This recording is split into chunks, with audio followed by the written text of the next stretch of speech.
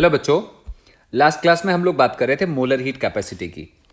तो हम लोगों ने देखा था लास्ट लेक्चर में कि हमारे पास सपोज ये कंटेनर है एंड कंटेनर में ये पिस्टन लगा हुआ है और it is filled with ideal gas. इसमें आइडियल गैस भरी हुई है, यहाँ पे ये this is ideal gas. Perfect. Imagine करो कि हम इसको एक हीट प्रोवाइड करते हैं Q, so that Q is called n c delta t. जहां पे C को हम क्या बोलते हैं, C is called molar heat capacity. अच्छा एक चीज देखो, अगर हम सॉलिड से लिक्विड की बात करें, दिस इज सॉलिड और लिक्विड, और हमारे पास सपोज करो कि इसमें इसमें पानी भरा है, कोई भी लिक्विड है। हम इसको जब हीट प्रोवाइड करते हैं, पहली बात तो हम यहाँ पे पिस्टन नहीं लगाते, ये ओपन होता है, मतलब इसमें पानी भरा हुआ है या कोई सॉलिड है। हम जब इसको हीट प्रोवाइड करते हैं Q, तो इसका फॉर्मूला आता है एम एस डेल्टा थीटा या डेल्टा टी, जहां पे m का मतलब मास, s का मतलब स्पेसिफिक हीट और डेल्टा t का मतलब टेम्परेचर डिफरेंस होता है। अच्छा, जब हम इस वाले सब्सटेंस को हीट देते हैं तो ये प्रोसेस पे डिपेंड नहीं करता, मतलब हमें ये नहीं बोलना होता कि ये कौन सा प्रोसेस है, मतलब आइसोबैरिक है कि आइसोकोरिक है या कौन सा वाला प्रोसेस है। बट जब हम गैसेस की बात करते हैं तो हमने बात करनी होती है कि ये कौन सा वाला प्रोसेस है। इनफैक्ट अगर हम हीट प्रोवाइड करें एक सिस्टम को और ये पिस्टन फिक्स्ड हो तो हमें different amount of heat provide करनी पड़ेगी। अगर पिस्टन फ्री होगा तो हमें अलग अमाउंट ऑफ हीट प्रोवाइड करनी पड़ेगी। इसलिए जो सी होता है वो प्रोसेस पे डिपेंड करता है। तो हम लोग यहां पे लिख सकते हैं कि C is basically molar heat capacity of gas and it depends upon the process. ये इस बात पे डिपेंड करता है कि हमने कौन सा वाला प्रोसेस फॉलो करा है। बेटा ध्यान से समझो, मतलब इस कंटेनर में गैस तो भरी है, लेकिन हम इस पिस्टन को फ्री रख रहे हैं या नहीं, ये कंटेनर जो है वो कंडक्टिंग है या कंडक्टिंग नहीं है, या फिर किस तरह का सिचुएशन है, उस सिचुएशन पे ये सी डिपेंड करता है। हम मोलर हीट कैपेसिटी मेनली दो तरह की अच्छे से पढ़ते हैं, होती तो बाकी बहुत बहुत अलग अलग टाइप की हैं। उनमें से एक को बोलते हैं हम सीपी, एक को बोलते हैं सीवी। तो हम लोग यहां पे देखते हैं, हेडिंग होगी two types of molar heat capacity. It does not mean कि ये केवल दो टाइप की होती हैं, लेकिन हम लोग दो टाइप की मोलर हीट कैपेसिटी को पढ़ने में इंटरेस्टेड है। पहला वाला प्रोसेस होगा हमारे लिए, वो होगा कि हमने पिस्टन को फिक्स कर रखा है, मतलब ये पिस्टन लगा हुआ है और पिस्टन ना ये फिक्स्ड है, ऐसे फिक्स्ड है। तो ऐसे वाले केस में हम लोग क्या बोलेंगे, this is the first part, और फर्स्ट पार्ट में क्या है, वॉल्यूम इज कांस्टेंट। जब वॉल्यूम कांस्टेंट होगा तो ऐसे वाले केस में मोलर हीट कैपेसिटी को हम बोलते हैं सीवी। सीवी का मतलब हुआ molar heat capacity at constant volume. और बेटा अगर हम इस वाले केस में हीट प्रोवाइड करते हैं Q, तो फॉर्मूला आता है एन सीवी डेल्टा टी। ये कब कब लिखेंगे स्पेसिफिकली ध्यान रखो, जब वॉल्यूम कैसा होगा, कांस्टेंट होगा, तब हम लिखेंगे Q equal to n CV delta t. ये पहला केस हो गया। दूसरा वाला केस हो सकता है, हमारे पास कंटेनर है ऐसे और इसमें ये पिस्टन लगा है और पिस्टन इस टाइम पे मूव करने के लिए फ्री है, मतलब हमने पिस्टन को फ्री कर रखा है। ऐसे वाले प्रोसेस को हम बोलते हैं प्रेशर इज कांस्टेंट। और जब प्रेशर कांस्टेंट होता है तो मोलर हीट कैपेसिटी C को हम बोलते हैं CP। और इस टाइम पे हम जो भी हीट प्रोवाइड करेंगे Q, उसका फॉर्मूला आएगा N CP डेल्टा T। इसका मतलब हुआ अगर हमारे सिस्टम का वॉल्यूम कांस्टेंट होगा तो Q का फॉर्मूला होगा N CP डेल्टा T, और अगर प्रेशर कांस्टेंट होगा तो फॉर्मूला होगा N CP delta T। I hope आपको इतनी बात समझ में आ रही होगी। हम इसकी प्रैक्टिस करते हैं। कोई तुमसे एक पूछ सकता है कि ये बताओ relation between CP and CV। कोई आपसे ऐसे पूछ सकता है कि दोनों में रिलेशन क्या होगा, तो हम इस वाले आर्टिकल को करते हैं। तो आप ऐसे देखो कि ये हमारे पास कंटेनर, ये पिस्टन, इसमें भरी है गैस, और एक केस में, case number one volume is constant. ध्यान से देखो, वॉल्यूम कैसा है बेटा, वॉल्यूम है कांस्टेंट। अगर वॉल्यूम कांस्टेंट होगा तो C को क्या बोलेंगे हम लोग, C को बोलेंगे CV। और इस टाइम जो हम हीट प्रोवाइड करेंगे उसका फॉर्मूला क्या आएगा, उसका फॉर्मूला आएगा Q equal to N CV delta T। ये तो क्लियर है, बहुत अच्छी बात है। अब हम लगाएंगे फर्स्ट लॉ। अगर हम फर्स्ट लॉ अप्लाई करेंगे तो हमें क्या मिलेगा, हमें मिलेगा Q equal to delta U plus W। I think हमने पढ़ लिया। Q की वैल्यू अभी अभी हमने देखी, क्या आएगी, NCB delta T is equal to delta U plus 0, याद है आपको। जब वॉल्यूम होता है कांस्टेंट, पिस्टन में डिस्प्लेसमेंट आएगा जीरो, वर्क डन क्या आएगा जीरो। यहां से हमें मिल गया delta u equal to N C we delta t. Understand करना, हमें डेल्टा यू का रिलेशन पता चल गया बेटा, ध्यान रखना डेल्टा यू का रिलेशन मालूम चल गया। अब हम बात करते हैं case number 2। Again we have this container, ये पिस्टन, और केस नंबर 2। केस नंबर 2 है कि हमारा जो प्रेशर है, प्रेशर इज कांस्टेंट। अब की बारी प्रेशर कैसा है, कांस्टेंट है, ध्यान रखना। अगर प्रेशर कांस्टेंट होगा तो सी को क्या बोलेंगे, सीपी, और उस टाइम जो हम हीट प्रोवाइड कर रहे होंगे उसका फॉर्मूला क्या आएगा, उसका फॉर्मूला आएगा N C P delta T. I think आपको समझ में आ रहा होगा। मतलब इस टाइम जो हम कंटेनर को हीट प्रोवाइड कर रहे हैं उसका फॉर्मूला होगा n C P delta T. Apply करेंगे first law, first law apply करेंगे तो फॉर्मूला आएगा Q equal to delta U plus W. Q की वैल्यू अभी अभी हम लोग देख रहे हैं क्या आएगा, N C P delta T. I think clear है। And that is equal to delta U. Delta U हम लोगों ने अभी अभी देखा था। डेल्टा यू क्या होगा, डेल्टा यू होगा, चेक करो, डेल्टा यू होगा n C we delta t. ये हमें सामने दिख रहा है तो हम यहां पे लिख सकते हैं क्या, n C we delta T plus डब्ल्यू। क्लियर। आइसोबैरिक प्रोसेस में याद करो, आइसोबैरिक प्रोसेस में वर्क का फॉर्मूला क्या होता था, वर्क का फॉर्मूला होता था p delta v. P delta v का मतलब p we two minus p v one. पी वी टू को क्या बोल सकते हैं हम, एन आर टी टू, क्योंकि p v equal to n r t होता है, तो पी वी टू क्या होगा, n r t two minus n r t one, क्या बन जाएगा, n r into delta T. I hope clear हो रहा होगा। मतलब वर्क का फॉर्मूला क्या निकल के आ गया, एन आर डेल्टा टी। हम लोग क्या करेंगे, यहां से एन आर डेल्टा टी की वैल्यू उठा के यहां पे प्लेस कर देंगे। अब इस वाले एक्सप्रेशन को दोबारा से लिखते हैं। दोबारा से लिखेंगे तो हमारे पास आएगा N C P delta T is equal to N C we delta T plus W. W W मतलब एन आर डेल्टा टी। सी चेक करो, N C P delta T, N C we delta T, और W को हमने क्या लिख दिया, N R delta T. यहां से एन और डेल्टा टी कैंसिल हो जाएगा, रिलेशन आएगा C P is equal to C V plus R, या C P minus C V equal to R. इसको हम मेयर्स लॉ भी कहते हैं, Mayer's law, CP minus CV equal to R. तो कभी कोई आपसे पूछे कि मोलर हीट कैपेसिटीज में रिलेशन बताओ, मतलब सीपी और सीवी में रिलेशन बताओ, तो तुम लोग इसको ऐसे डिराइव करोगे और लिख पाओगे CP minus CV is equal to r is the relation between two molar heat capacities. एक और चीज है, एक और चीज क्या है, लास्ट टाइम मैं आपको वर्क समझा रहा था। हम लोग एक लाइन लिखते हैं कि work is area under PV graph. हम लोगों ने इस चीज का डिस्कशन नहीं करा, शायद आप लोगों को आता होगा। Area, work is area under PV graph. मतलब समझो, सपोज करो हमारे पास ये वॉल्यूम एक्सेस है और ये प्रेशर एक्सेस है, अंडरस्टैंड करना। और सपोज करो ये लाइन ऐसे आ रही है, ऐसे, और मैं आपसे पूछूं बेटा कौन सा प्रोसेस होगा, तुम बोलोगे सर आइसोबैरिक होगा, क्योंकि प्रेशर कैसा है, कांस्टेंट है। आप इमेजिन करोगे स्टार्टिंग में वॉल्यूम वॉज V1 एंड बाद में वॉल्यूम वॉज V2, ये V2 हो गया। क्लियर है। अगर हम ध्यान से देखें इस वाले एरिया को, इस वाले एरिया को, तो ये एरिया कितने के इक्वल आएगा, ये एरिया आएगा this length multiplied by this length.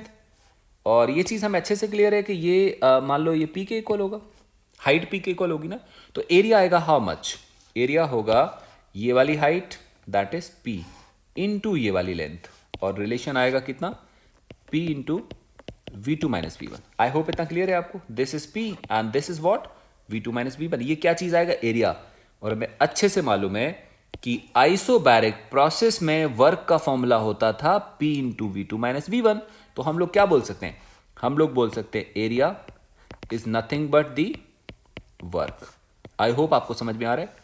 मतलब अगर हमारे पास P और V ग्राफ दिया हो, प्रेशर वॉल्यूम ग्राफ दिया हो, और अगर हम इसके नीचे का एरिया निकालें तो जो एरिया आएगा वो किस चीज को बताएगा, वो एक्चुअली वर्क को बताएगा। होपफुली आपको बात समझ में आ रही है कि PV ग्राफ के अंदर का एरिया किस चीज को बताएगा, वर्क को बताएगा। अच्छा इमेजिन करो एक रैंडम सी चीज हम इमेजिन कर लेते हैं कि सपोज करो ये V है और ये P है, और एक रैंडम सा ग्राफ आता है हमारे पास, कोई ऐसा ग्राफ आता है मान लो, और कोई आपसे बोलेगा कि सर एक बात बताओ, एरिया क्या चीज आएगी, तो तुम लोग बोलोगे सर ऐसा करते हैं, ये वी है, ऐसा करते हैं हम यहां से किसी v वॉल्यूम की बात करते हैं, बिकॉज v तो वेरिएबल है ना, दिस इज वेरिएबल। हम यहां से v वॉल्यूम की बात करते हैं और यहां पे ध्यान से देखें तो ये वाली जो हाइट आएगी वो क्या चीज बताएगा, वो प्रेशर को बताएगा। अगर हम इमेजिन करो ये v है, अगर हम थोड़े से और वॉल्यूम की बात करें, मतलब हमारे कंटेनर का वॉल्यूम पहले v था, जब v वॉल्यूम था तब प्रेशर p था। अब हम क्या करते हैं, ये कंटेनर है, देखो यहां से समझेंगे तो ज्यादा अच्छे से समझ में आएगा। ये कंटेनर पे पिस्टन लगा हुआ है और इसका वॉल्यूम है v और इसके अंदर प्रेशर कितना है, p। Pressure is p। अब आप समझो कि ये पिस्टन हल्का सा ऊपर को मूव कर गया तो कितना डिस्प्लेस हो गया, dv वॉल्यूम में चेंज आ जाएगा। उसको हम लोग ग्राफ से कैसे समझेंगे, हम लोग ऐसे बोलेंगे कि पहले वॉल्यूम था v, थोड़ी देर के बाद वॉल्यूम हो जाएगा v प्लस dv। ये हो गया, इसका मतलब एक्स्ट्रा वॉल्यूम कितना आया, एक्स्ट्रा वॉल्यूम आया dv के बराबर। अगर हम यहां से एक लाइन खींचे ऐसे और इस वाले एरिया को निकालें, ये वाला, तो हम लोग क्या देख पाएंगे, हम लोग देख पाएंगे कि दिस थिंग इज dv है ना, और दिस थिंग इज व्हाट, ये p के बराबर आएगा। तो अगर हम इस एरिया को निकालें तो ये एरिया आएगा स्मॉल एरिया dA, क्योंकि अगर ये पूरा एरिया a होगा तो ये छोटा सा एरिया कितना होगा, dA के बराबर होगा। And that dA is equal to perpendicular multiplied by base, that is p into dv। I hope इतना क्लियर है। और हम अच्छे से जानते हैं कि pdv का मतलब क्या होता है, ये हम लोगों ने बहुत बिगिनिंग में देखा है। pdv का मतलब होता है स्मॉल वर्क, मतलब this dA is equal to nothing but dw। इसका मतलब हम लोग क्या कह सकते हैं, हम कह सकते हैं small area equal to what, small work. अगर हमें टोटल वर्क निकालना हो तो क्या करना पड़ेगा, इंटीग्रेट करना पड़ेगा। यहां dA लिखा है, यहां dw लिखा है, एज वी इंटीग्रेट हमें क्या मिलता है, a नेट, और यहां पे क्या मिलेगा, w नेट। इसे हमारे पास एक लाइन बन जाती है, हम लोग इसको नोट फॉर्म में लिख सकते हैं। क्या लिख सकते हैं, हम लोग लिख सकते हैं area under PV graph is work. ध्यान रखना लेकिन ग्राफ कौन सा होना चाहिए, पीवी ग्राफ होना चाहिए। अगर एरिया अंडर पीवी ग्राफ की बात करेंगे तो ये वर्क के इक्वल आएगा। जैसे कोई आपसे पूछता है, एक छोटा सा एग्जांपल आ जाता है हमारे सामने और कोई ऐसे बोलता है कि सर देखो हम लोग ने ये v है और ये p है। एक पीवी ग्राफ लिया और PV graph was something like this, ऐसे था, एरो नीचे को बनाया, मतलब वॉल्यूम बढ़ रहा है, देखो इसको बोलते हैं एक्सपेंशन हो रहा है।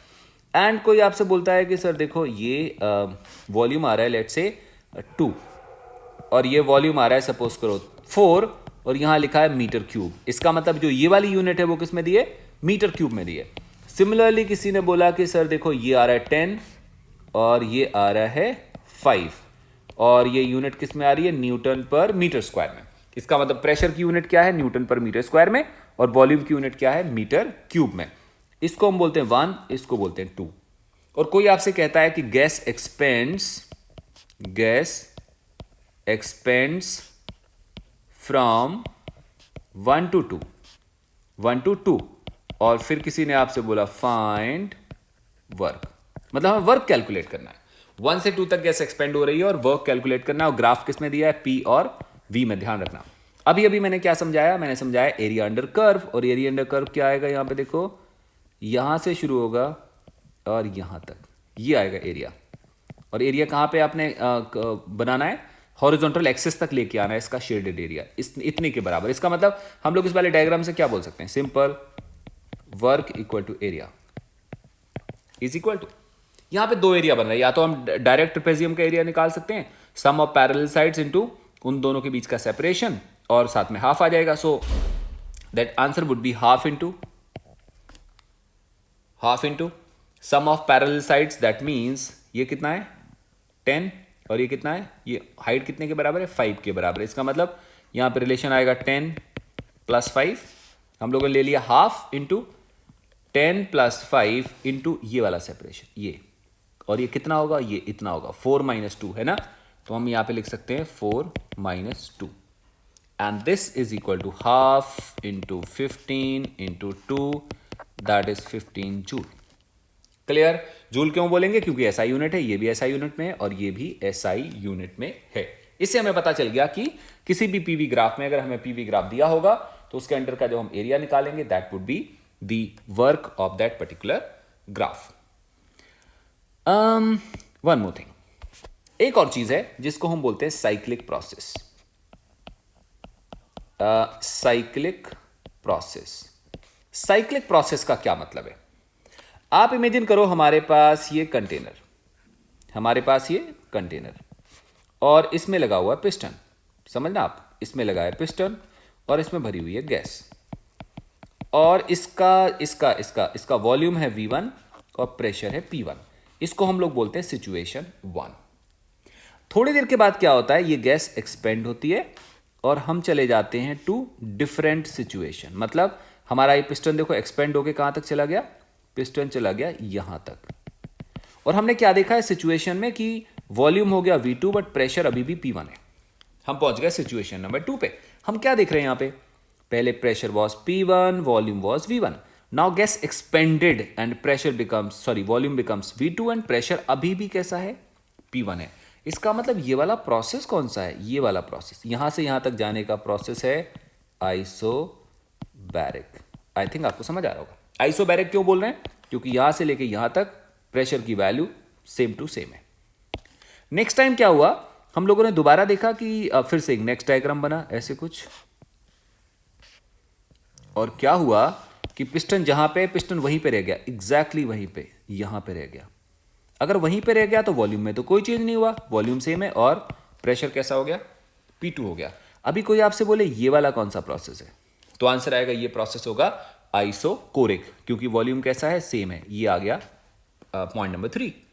उसके बाद से हमने क्या करा, दोबारा हम क्या देख रहे हैं कि नेक्स्ट टाइम जब हमने देखा तो पता चला कि वही सिलेंडर था, सारी चीज़ें सेम थी, और प्रेशर कितना है देखो यहाँ पे, प्रेशर है P2, वॉल्यूम था V2। अब वॉल्यूम दोबारा से चेंज होके जितना पहले था ना, स्टार्टिंग में कितना था, V1 था, तो अगेन पिस्टन नीचे आया और वॉल्यूम फिर से आ गया सेम, कितना, पहले के बराबर। पहला कितना था वॉल्यूम V1, और प्रेशर लेकिन अभी भी सेम है देखो P2, और वॉल्यूम हो गया V1। अब ये कौन सा प्रोसेस है, चेक करो, वॉल्यूम तो चेंज हो गया लेकिन प्रेशर तो चेंज नहीं हो रहा। अभी भी कौन सा प्रोसेस है, आइसोबैरिक प्रोसेस है। एंड फाइनली इसे हम लोग बोलेंगे 4। एंड फाइनली हम लोगों ने क्या देखा कि फाइनली हमारा पिस्टन जहां था वहीं पे है, और ये हो गया P1 एंड V1। क्लियर है? और इसको हम बोलते हैं दोबारा से 1। दोबारा से 1 क्यों बोला, क्योंकि 1 में देखो ऐसे था और अभी भी कैसा हो गया, ऐसे कुछ हो गया। समझो आप, हमारे पास एक गैस, वो भरी है कंटेनर में, pressure is P1, volume is V1। कुछ देर के बाद वॉल्यूम बढ़ गया लेकिन प्रेशर सेम है। प्रोसेस कौन सा, आइसोकोरिक। उसके बाद से वॉल्यूम देखो अभी भी जितना हो गया था सेम है, लेकिन प्रेशर चेंज हो गया। दोबारा से ये आइसोबैरिक था क्योंकि प्रेशर सेम, ये आइसोकोरिक हो गया। फिर देखो again pressure is same, isobaric. Again यहां भी V1 वॉल्यूम है, यहां भी V1, तो यहां से यहां तक फिर से कैसा बन गया, आइसोकोरिक। सो ऐसे करके हम लोग देख रहे हैं कि अलग अलग प्रोसेस हो रहे हैं। मतलब this is 1 process, this is 2nd process, 3rd process and 4th process. But एक चीज ध्यान देने की है, इनिशियली जो सिचुएशन थी फाइनली कैसे हो गई, हम जैसे थे एग्जैक्टली वैसे हो गए। इस डायग्राम को बोलेंगे 1 साइकिल। 1 साइकिल।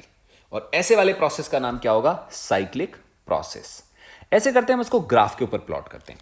जब हम ग्राफ के ऊपर प्लॉट करेंगे तो हमें क्या दिखेगा, लेट्स से दोबारा से हम देखें PV graph, this is V and this is P। और हम देखें यहां पे क्या हो रहा है, pressure P1 and volume V1। So let us have this point, this is V1 and this is P1। I am hopeful कि आपको समझ में आ गया। उसके बाद क्या हुआ देखो, वॉल्यूम हम लोगों ने बढ़ा दिया। प्रेशर को कैसा रखा है, प्रेशर सेम रखा लेकिन वॉल्यूम को बढ़ा दिया। प्रेशर सेम रखा है, वॉल्यूम को बढ़ा दिया का मतलब हुआ हम लोगों ने कुछ ऐसे कर दिया। क्लियर होगा, वॉल्यूम बढ़ गया और हम कहां पहुंच गए, हम लोग पहुंच गए V2 पे। क्लियर है? देखो प्रेशर अभी भी सेम था, यहां और यहां सेम है, लेकिन वॉल्यूम में चेंज आ गया।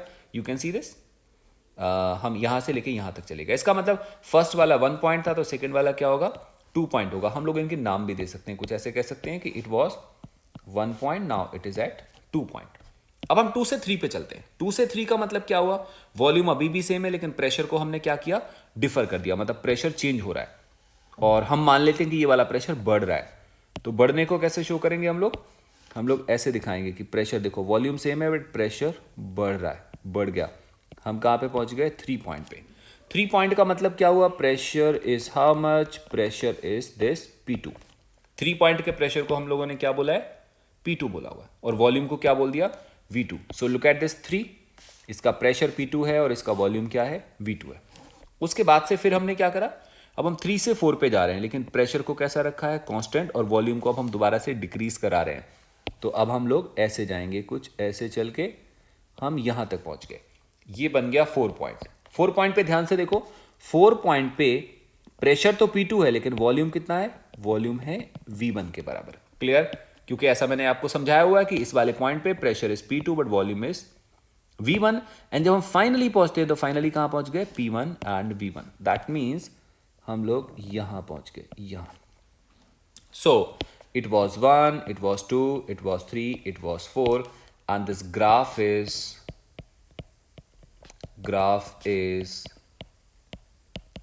complete cycle। ग्राफ की क्या चीज है? ये ग्राफ एक पूरी साइकिल को बता रहा है। हम जहां से शुरू हुए थे हम वहीं चले आए। मतलब इनिशियल थर्मोडायनेमिक स्टेट जैसी थी, हम अलग अलग प्रोसेसेस को फॉलो करके कहां पे पहुंच गए? जहां पे थे एग्जैक्टली वहीं पे पहुंच गए। This is called one complete cycle. Clear हो गया? बहुत अच्छी बात है। अब कोई अगर हमसे पूछे कि इस प्रोसेस में वर्क कैलकुलेट करना है, तो हम लोग यहां पे हेडिंग लिखते हैं टोटल वर्क हमने निकालना है इस पूरी की पूरी साइकिल में। सबसे पहले हम 1 से 2 की बात करते हैं। W12 बेटा, 1 से 2 का मतलब हम यहां से यहां इस प्रोसेस की बात कर रहे हैं। कौन सा प्रोसेस है? सोचो आप, 1 से 2 कौन सा प्रोसेस है? 1 से लेके 2 तक प्रेशर कैसा है? कांस्टेंट है। देखो ध्यान से, 1 पे प्रेशर और 2 पे प्रेशर कैसा है? सेम है। और प्रेशर कांस्टेंट का मतलब इसको क्या बोलते हैं? आइसोबैरिक। 1 से 2 को बोलेंगे आइसोबैरिक, और आइसोबैरिक में वर्क का फॉर्मूला होता है P into delta we, that is V2 minus V1, meaning P1 into delta we. ये हमारे पास आ गया वर्क इन फर्स्ट प्रोसेस। बेटा क्लियर हो रहा है? 1 से लेके 2 तक हमने वर्क कैलकुलेट कर लिया। अब हम बात करते हैं W23, मतलब अब हम 2 से 3 तक जाते हैं। 2 से 3 तक वॉल्यूम कैसा है? कांस्टेंट है। वर्क डन क्या आएगा? 0। अब हम बात करेंगे 3 से 4 तक। अगेन कौन सा प्रोसेस है? आइसोबैरिक। और वर्क का फॉर्मूला क्या आएगा? P2। जो आइसोबैरिक में फॉर्मूला होता है P डेल्टा V ना, P तो P2 हो गया, और डेल्टा V, डेल्टा हमेशा फाइनल माइनस इनिशियल होता है। हम 3 से 4 पे जा रहे हैं तो फाइनल होगा ये वाला। कौन सा वॉल्यूम है? ये। और इनिशियल कौन सा होगा? V2। तो यहां पे क्या लिखेंगे हम लोग? V1 minus V2। आई होप इतना क्लियर है। W34 निकल गया। अगेन हम कैलकुलेट करते हैं W41, and that is again 0, कारण यहां से लेके यहां तक वॉल्यूम कैसा है? कांस्टेंट है। वॉल्यूम कांस्टेंट होगा तो वर्क डन आएगा 0। इसका मतलब अगर हम बात करें कि W नेट का मतलब इन फुल साइकिल मतलब पूरी साइकिल में वर्क डन क्या आएगा? W12, W23, W34, W41, and that equal to W12 देखो कितना है? वो है P1 into V2 minus V1 plus 0 plus P2 into V1 minus V2 plus 0। Let us check. ये वैल्यूज आ जाती हैं। हम लोग इसको क्या लिखेंगे? हम लोग इसको लिखेंगे P1 into V2 minus V1 plus की जगह हम इसको माइनस कर देते हैं।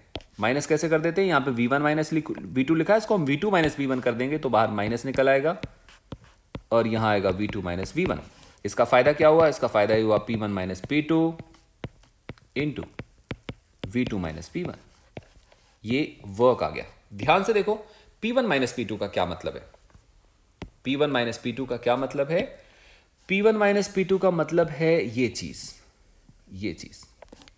बट एक चीज ध्यान से देखो, इस साइकिल में P1 छोटा होगा और P2 बड़ा होगा। तो P1 माइनस P2 कैसा आएगा? ये आएगा नेगेटिव। अच्छा, V2 माइनस V1 की बात करते हैं। V2 बड़ा है, V1 छोटा है, तो V2 माइनस V1 कैसा आएगा? पॉजिटिव आएगा। तो जो वर्क आ रहा है वो कैसा आ रहा है? नेगेटिव आ रहा है। ये साइकिल कैसी है देखो, इज इट क्लॉकवाइज और एंटी क्लॉकवाइज? तो आप बोलोगे सर एंटी क्लॉकवाइज। तो एक स्टेटमेंट मैं लिख देता हूं, दूसरा स्टेटमेंट आप खुद से चेक करके जस्टिफाई कर लेना कि जब भी कभी पीवी ग्राफ एंटी क्लॉकवाइज होगा, कैसा होगा? एंटी क्लॉकवाइज, तो वर्क हमेशा नेगेटिव आएगा। एंड उल्टा अगर ये क्लॉकवाइज होता तो वर्क हमेशा पॉजिटिव आता। मैं आपको सॉल्व नहीं करवा रहा, बट स्टेटमेंट आप याद कर सकते हो। आप यहां पे नोट लिख सकते हो, note in PV graph, in PV graph, clockwise cyclic process, in PV graph clockwise cyclic process gives positive work and anti-clockwise cyclic process gives negative work। बेटा अंडरस्टैंड करो, इन पीवी ग्राफ मैंने क्या बोला? In PV graph clockwise cyclic process gives positive work and anticlockwise cyclic process gives negative work. देखो, note करो इस बात को। हमारा साइक्लिक प्रोसेस कौन सा है? हमारा साइक्लिक प्रोसेस एंटी क्लॉकवाइज है, और इसका वर्क अभी अभी कैसे निकल के आया? नेगेटिव निकल के आया। एक चीज हमें समझनी है, दूसरी चीज और समझते हैं। यहां पे ये चीज क्या है? What is this? ये चीज है ये वाला साइड, और ये चीज क्या है? ये है हॉरिजॉन्टल साइड। इसका मतलब जो वहां पे लिखा है वो लिखा है this side multiplied by this side, और जब हम this side into this side करेंगे तो वो क्या चीज आएगा? इस रेक्टेंगल के अंदर का एरिया। अंदर के एरिया का क्या मतलब हुआ? साइकिल के अंदर का कि साइकिल के बाहर का? हम लोग ये वाला एरिया नहीं कंसीडर कर रहे हैं। जो फाइनल में आंसर निकल के आया वो इतना एरिया आया, मतलब दिस मच एरिया। इसको हम क्या बोलेंगे? Area under cycle. Area under cycle, इसका मतलब हम कह सकते हैं कि work in cyclic process, work in cyclic process is area under cycle. मतलब जो हमारी साइकिल बन रही है उसके अंदर का एरिया होगा, उसको हम बोलेंगे साइक्लिक प्रोसेस का एरिया। जैसे कोई आपसे एग्जांपल पूछे छोटा सा, कि हमने रफली कुछ ऐसे बना दिया, यहां पे V लिखा, यहां पे P लिखा, और एक साइकिल मैंने ऐसे बना दी, कुछ लेट से ऐसे साइकिल बनी हुई है, ऐसे। मतलब इस साइकिल में कितने प्रोसेस हैं? 2 प्रोसेस है, ये 1 है, ये 2 है। पहले हम 1 से 2 तक चेंज करते हैं, मैं 2 से लेके 1 तक चेंज करते हैं। किसी ने पूछा कि वर्क इज पॉजिटिव और नेगेटिव, किसी ने ऐसे पूछा, तो तुम क्या बोलोगे? तुम बोलोगे सर ये जो साइकिल है जो हमें सामने दिख रही है वो कैसे वाली है? इज इट एंटी क्लॉकवाइज की क्लॉकवाइज? It is clockwise. तो आंसर क्या आएगा? इसका आंसर आएगा वर्क इज व्हाट? पॉजिटिव। पहली बात तो समझ में आ गई। कोई बोले सर वर्क का मैग्नीट्यूड बताओ, इस वर्क का मैग्नीट्यूड कितना होगा? वर्क का मैग्नीट्यूड होगा इस साइकिल के अंदर का एरिया। तो हम लोग यहां पे क्या लिख सकते हैं? हम लोग लिख सकते हैं this area is our work. मतलब ये जो एरिया मैंने आपको दिखाया ये क्या होगा? ये हमारे साइकिल के अंदर के जो एरिया आएगा वो उसके वर्क को समझाएगा। So it was all about the cyclic process.